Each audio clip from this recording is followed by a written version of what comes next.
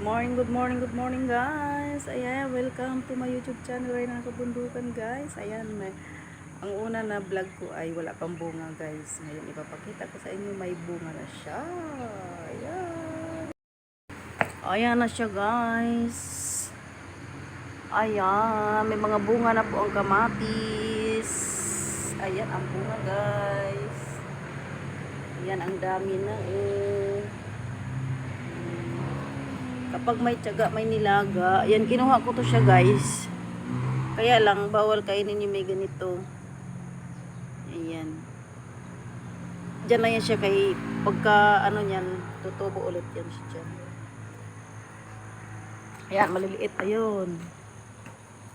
Maliliit pa. Ang daming bunga. Ayan, ayan, ayan. Diba? So, yan ang kagandahan guys sa bundok kapag mayroon kang itinanimay aanihin. Alright, so alright. Ayan, may bago na naman kaming outpost. Ayan dyan sa taas. Yan yung doon sa dahil na bagsakan ng puno ng kahoy yung dati. Alright, so alright. Yung in-interview ko dati si Manang, yun doon yun yung puno dati. Ayan, mga talong.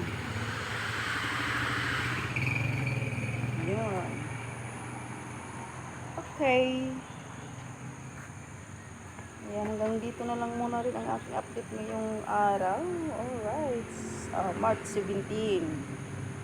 Ayan guys, diba?